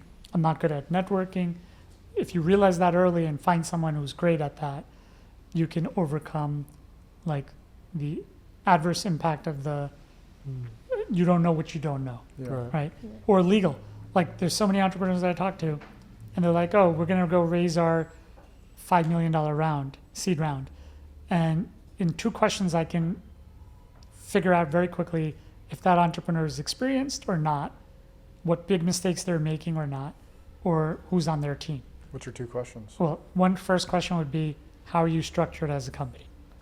Right? If they say New Jersey LLC, you're not getting that $5-10 million venture funding because you need to be a C corporation to do that, and ideally a Delaware C corporation, right? So you haven't done what it takes to make it easier to get that capital, Gotcha. the financial capital. So structuring the company the right way.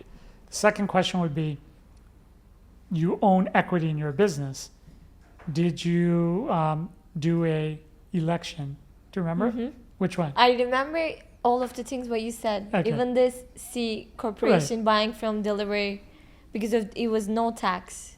I remember. Well, it has double taxation short term, but you can get qualified small business tax advantage. You can get so many other. You can get funding. So it sets you up in the right way to be a real mature company, not like a novice. Gotcha. But like, do you remember your equity when you get your shares? Which form you want to file? I remember It's a that number. Yeah. B2, Close. It has B in it. B1. No, just something B. I don't know, remember. okay. B something. 83B. AB3B. Yeah. 83B tax election. AB3B. If the founder says, "What's that?" It's like, okay, you don't have a good lawyer, or you don't have a lawyer. You don't have a good financial CFO. So whoever you're using didn't do right by you. So that was the thing. I think you pay your taxes Based on today's low valuation. and then So when you ultimately exit, that growth is tax-free. yeah. Wow. So it could be worth millions of dollars To by you. filing a 1-minute, 1-page form with the IRS. Crazy. And you only I have know. 30 days to do Wait, it. just 30 days to do. explain that one more time. Give an example and Get it. explain that one more All time. right, so I can't give legal advice, but this is Yeah. more business founders Yeah. sharing knowledge. You incorporate your company, you have authorized shares, let's say 10 million shares of common stock. You set a low value to it, close to 0. So it could be par value of 0.0001 cent per share.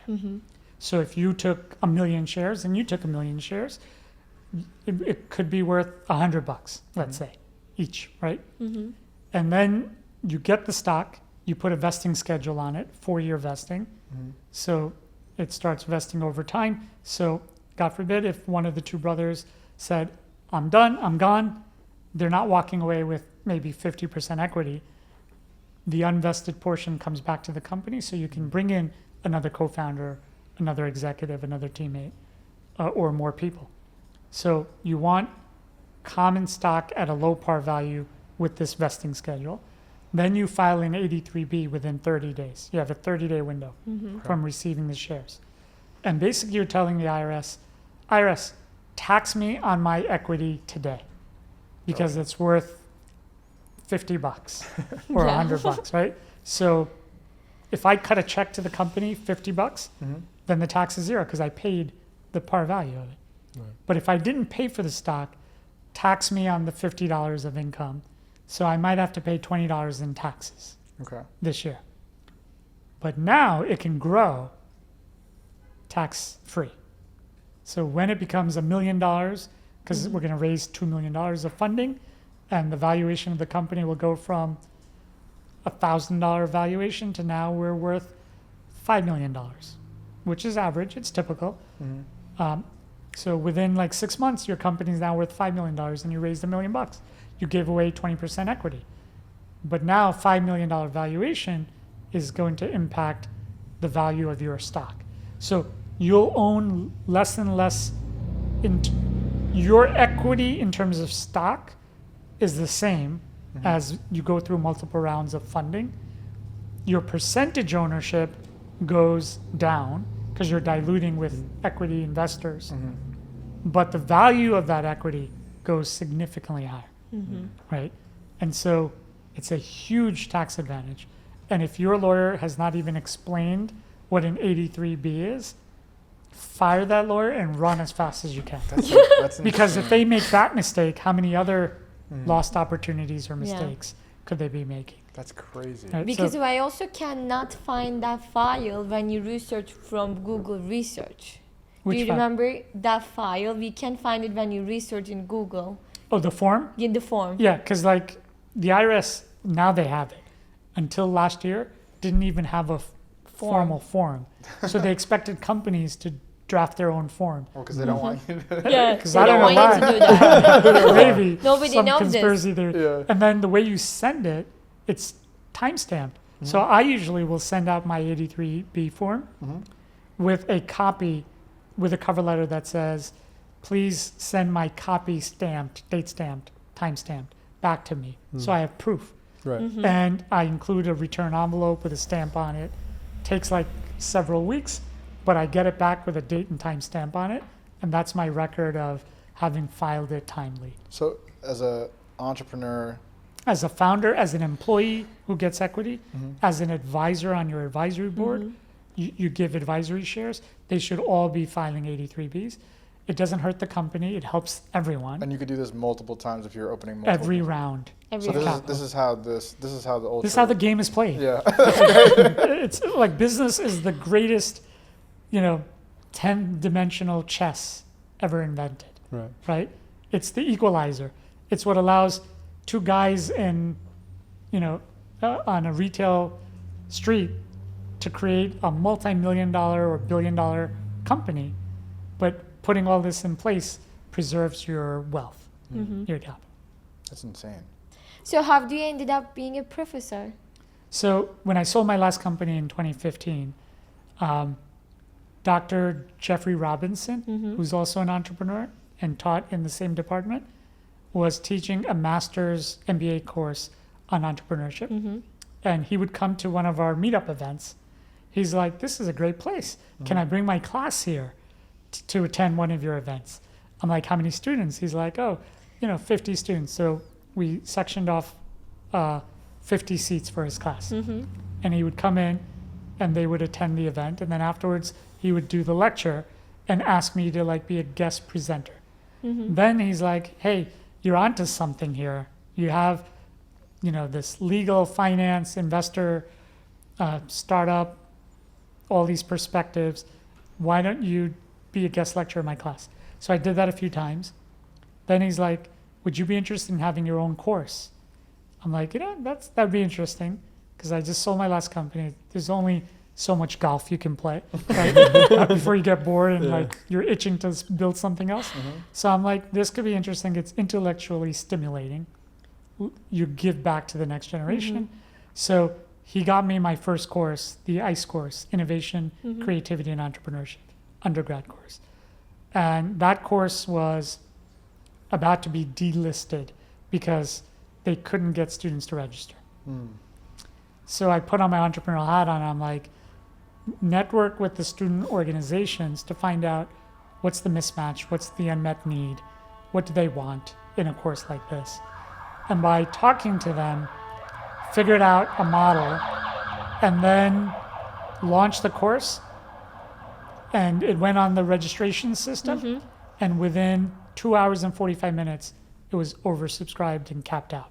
Wow. So I started getting emails That's awesome. from students and parents saying, can you get my kid into the course? He or she is a senior. This is their last chance. So then I started doing interviews for a wait list. Mhm. Went back to the university and I said, can you expand the limit, the cap? Right. And they said, well, we need to put you in a bigger room.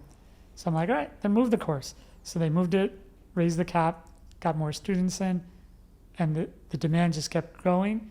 And then after teaching it in 2015, the students in that first class started the course alumni network. Wow. And they started telling all their underclass students and friends and colleagues, take this course, you become part of this network. And that just blew up the course. That's awesome. And then 2 years later, they said, why don't you join us full time Mm-hmm. Because by then I was teaching 4 courses a semester. Wow. They're like, that's full time. Mm-hmm. That's what you would have to do if you were full time, not part time. Yeah. So I'm like, all right. So then it became full time in 2018. Mm-hmm. Since then, I've developed 12 courses across the university and had or taught about 5,000 to 7,000 students Wow. across the business school, engineering, law school, medical school, and Mhm. pharmacy school, and CS. Yeah. So that's been like That's really a amazing. gift. You That's should, really you should be cool. the I love mascot it. for Dos sorry? You should be the mascot for Dos Equis for the most interesting man in the world. Yeah. One of the I'll do a reasons, case study for this. Yeah, one of the reasons I'm sitting here because of my professor, because of he kind of get into me entrepreneurship through acquisition, and I was like, oh, I want to buy a company even I am in a STEM. Right. So that was the reason I was like, you kind of convinced me at the class I'm able to buy a business even I don't have that much money. Right. Yeah. It's, if you have a good group, a good network, Mhm. you can do a lot, right? Yeah. In Yeah. the entrepreneur world. And now, like, all the rules have changed. Everything is open. Like, everything's accessible now. Yeah. Oh yeah. Like, there's very little that's not And accessible. it's so easy to implement now, like we were Yeah. talking about with AI. So just Yeah. Like, if you guys needed $10 million of capital, that's accessible these days. Sure. Yeah. Whereas 20 years ago, it was harder. Yeah. You know, or pre-internet, it was really hard. yeah, So, it's awesome. yeah. So we usually, the way we kind of tie it up, we ask if you had, one thing to say, regardless of everything else, one of the most important things that you would want to tell the entrepreneurs that are listening to this podcast right now, what would that be? Do what you can't. Like, so a lot of people are held back themselves, right? And you've seen this in many books. It's we create all the reasons why we cannot do something, Mm-hmm. and then inertia and all the reasons or fear of failure. But like, what's the worst that's going to happen? Document it. Figure out if that happens, how do you mitigate the impact of it? This is more of a Tim Ferriss model, right? Mhm. How do you mitigate it? And then put that in place so that if the worst case happens, you're not the worst case. Mhm. You're Mhm. better than the worst case.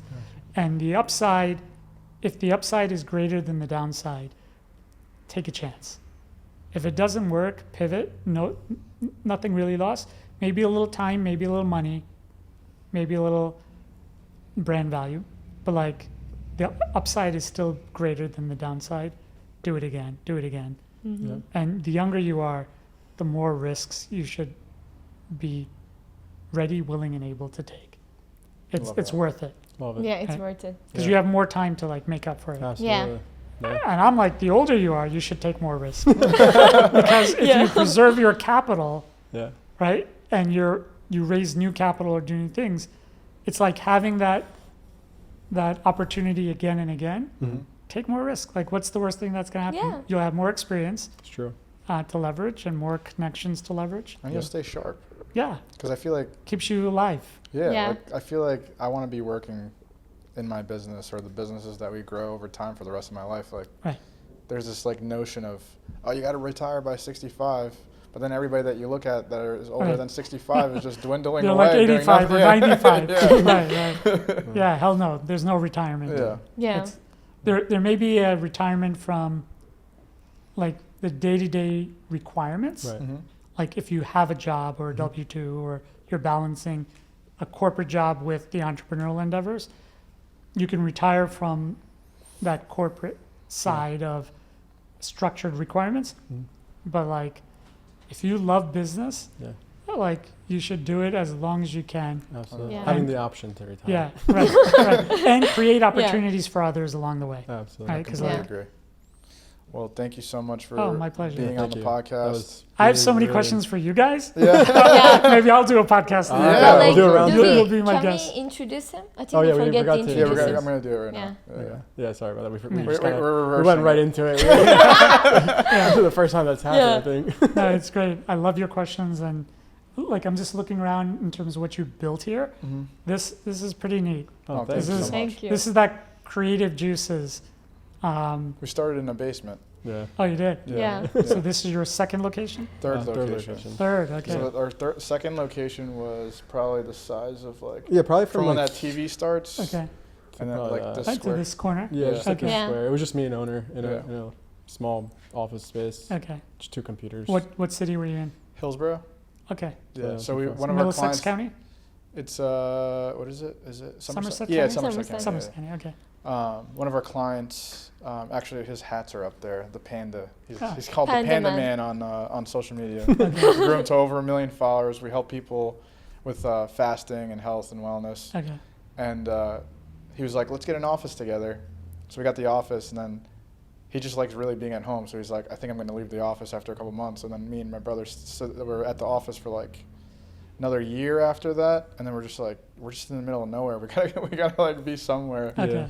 And So there's now- opportunity. Yeah, and we got a killer price on the rent here. Oh, nice. And then, but it's funny because like for 2 years straight, I was calling the landlord here. Like I had cousins that were in the restaurant business, or like friends that wanted to get into a space. So I'd like call them up with like another opportunity. Like every month, I'd call them and be like, "Hey, like we're thinking about opening up this," like acting like a new person. Yeah. Because I always had my eyes on this place because I love the French doors and everything. Okay, nice. And then one day I just called him. I was like, "Hey, we have a media company," and he's just like, "Okay, like let me think about it." And then we met him in person. And he's like, "All right, you guys can Rent this place. rent this place Yeah, out." he's like- But he didn't want anything else, like no restaurant, Yeah. no like. Right, right. cafe. He's like some guys, and he's like people were calling me about like restaurants and Okay. coffee shops for like the past 2 years, and it's been owner the whole time. So That's interesting. So in 2003, I was looking for office space. Mhm. Similar story, 5,000 square feet, right? And I was looking, and across the street from me, you've heard this story maybe. Yeah. There was a 95,000 square foot, 3-story commercial office building. And one day, as my office was across the street, but I can see through the window, no cars in the parking lot all of a sudden. So I grab my sandwich and I go for a walk inside the building, probably loitering, but like, trying to discover what's going on. And learned from the last 2 tenants in the building that major tenant went bankrupt, another one moved to Texas or something, and then all the other smaller tenants were leaving. So it became a distressed asset. Came back, met with my landlord that I was with, and he was a pretty successful commercial real estate entrepreneur. And he's like, I have that building under contract. wow. I'm like, really? Are you buying it? Can I move my office there? He's like, I have an idea for you. Would you be interested? I'm buying 3 other buildings, so I can't buy all of them at once. Are you interested? I said, I'm interested in 5,000 square feet. How big is that? He's like, 95,000 square feet. Oh wow. I'm like, okay. It's like 40 times bigger. Yeah. So, no, but my immediate response was, okay, let's do it. So he's like, one condition, you have to agree to protect the broker who brought the deal to him. So like, as long as you pay her, she'll help you, I'll help you, you're good. So I'm like, all right. So to cut a long story short, the bank that owned the building, because the owner did a deed in lieu and gave the keys and the deed back to the bank, was in California. I called the bank and I'm asking them about the property. It sits on 7 acres of land and really nice asset right off 287 in South Plainfield. And the bank says, what's your offer? And I said, I don't have an offer, but do you have a listing price? And they said like 8 million.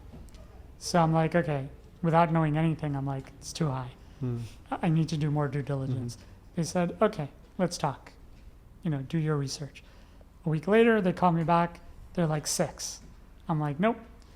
A week later, they call back. They're like 4. I'm like, okay, I'll agree to enter into a contract as long as I can do formal due diligence for 30 days. Do the due diligence, raise the capital, find partners, an architect, CPA, like people that can add value, and then put together a little cohort of co-founders, and there were 10 of us in the syndication. Went to like 10 banks in Jersey, and they wouldn't give us more than like 50% loan to value debt. And we wanted more capital. Then one of the co-founders says, I know a bank in Chicago that's like an entrepreneurial bank. Sent them 2 tickets, flew them down. They looked at it, looked at our business model. Because remember, the building is empty, losing about $450,000 a year in real estate taxes, insurance, and maintenance. It's bleeding money. So as an entrepreneur, you have this vision, and I'm like, I can turn this around. We'll make it the most tenant-friendly office building in the state. So I redid everything. Most landlords want you to sign like a 10-year lease with a personal guarantee and a big security deposit, and then you pay for all the fit out. I did the opposite. Instead of a 100-page lease, here's a 10-page lease. It's on your phone. It can be texted to you. You can sign it on the phone, show it to your lawyer. No comments back because it's 10 pages. We made it so tenant friendly. The bank gave us like 100% financing. Wow. So now we just needed $1 million to put in reserve with the bank that we can draw against to improve the building. So we did that.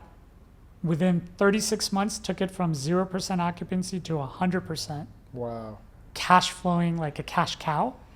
And then went to capital markets, which is a whole different level of debt financing that most people have never heard of. And they valued the building that we acquired it. Well, the contract was for 4.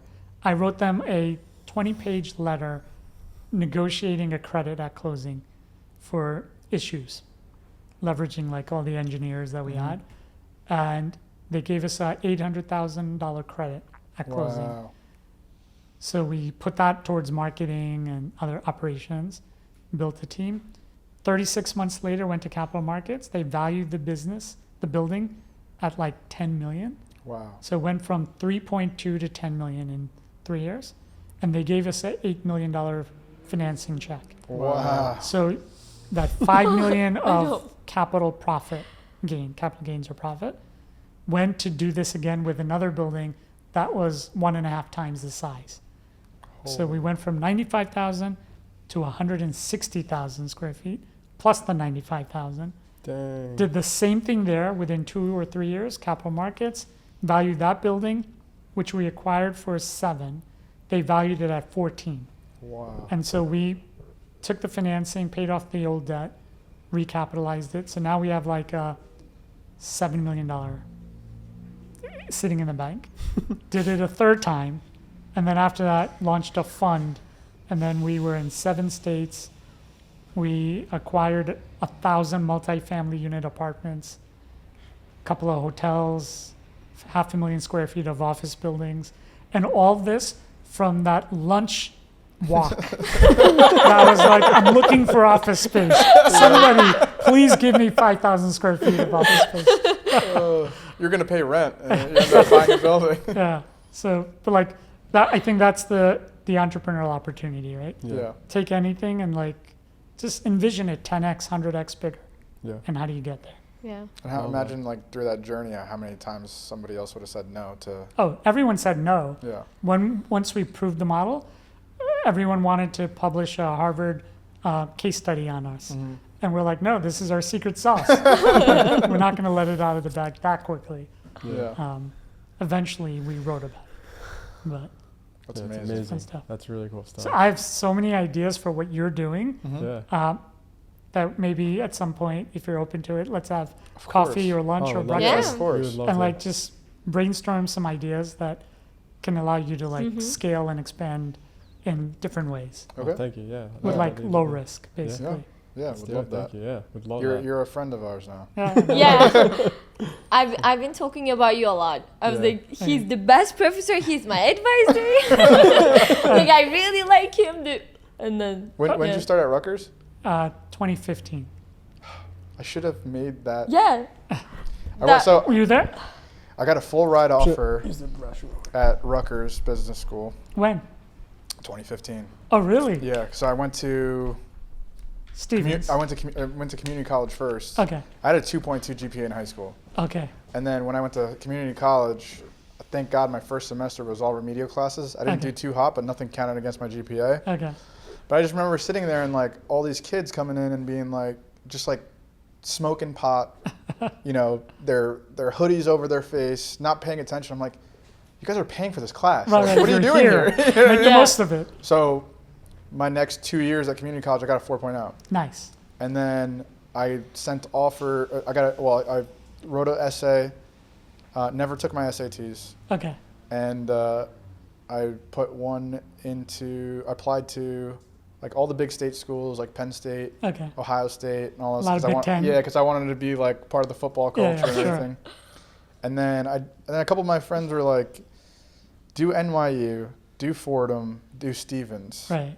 and then Rutgers. So Rutgers Business School, I got offered a full ride. Fordham got offered a full ride. Gabelli Business School. Yeah. Yeah. And then I went to Fordham Law School. Oh, really? Yeah. I love the campus, but Yeah. as soon as you get out of the campus, I was like, this is not kind Yeah. of for me. Well, the business school now, do you know where it is? No. It's at Lincoln Center. Oh, really? Yeah. Okay. 62nd in Manhattan. Yeah. Oh, really? Like it's beautiful. I didn't know. So they were Oh. building it while Yes, I applied. That's there. right. And the law school is right next to it. Yeah. Yeah. So I was like, when I looked at the Bronx, like looking at Yeah, yeah. like the minute you get outside the Yeah, gate, I it's was a like, little sketchy. yeah. Yeah. And then Stevens gave me a pretty good. They didn't give me a full ride because they're not allowed. I guess they don't allow any. And Stern at NYU is there, good school, Yeah. but like they I don't got have a campus. waitlisted at Stern. They don't have a campus. They don't have a real football team. you Yeah, know, yeah. stuff And like that. so I found out that Stevens used to be a part of the Ivy League, Okay. and then they also had a football team, but they got rid of the football team and they Oh. got out of the Ivy. But their business school at the time was like way better than Fordham and Rutgers and everything. So I was like, all right, let me just. No, it's a take good this. engineering Yeah. school, And too. they had a Yeah. 99% Job placement. job placement rate. Yeah. But that didn't really work out because I started working for myself. Well, you created jobs. But it's even better. Yeah. It's Yeah. more noble. Yeah, but like I said, I was like, I wish I took the Rutgers because I would probably ended up in yeah. class. Yeah. So now, like, I love starting startups with alumni and students and helping them and creating advisory boards to help companies grow. So it's been great. Rutgers has been really good. That's awesome. Yeah. Yeah, it's I love cool. That Such a just large changed school, my though. life. Yeah, changed Yeah. my life. 70,000 students. Yeah. Yeah, Yeah. it's insane. And then the business school is like 10,000 students. Wow. So it's one of the Good largest chunk. business Oh, schools. we're in having America. who's the guy that's coming on the podcast? Who's that?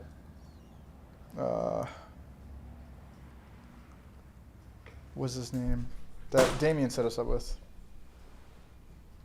The bar guy. Oh yeah. Oh, yeah, He opened one up of the, he opened up a bar at Rutgers and like. Who's that? he told me. Forget his I name. forget his name, but the bar name is Dark. It's Easton Avenue. Yeah, It's a brand new bar, but brand new bar. they started on social media. They were showing the can ask entire Yeah, I don't have a um, phone. Oh, I don't know. like Damien's start number. like the start of it and how they built it and everything, and it just completely blew up. And now they're like sold out like Oh, every really? night. Yeah, it's Okay. crazy. So this is a podcast I think you guys will love. Okay. It's called My First Million. Hmm. I don't know if you guys have heard of it, but like, Definitely. how many? They also have a YouTube channel, so Okay. you can see the videos. Nice. But I think they have millions of subscribers. They're Okay. pretty big. Their first one got acquired by HubSpot. HubSpot, I think, might own this one also.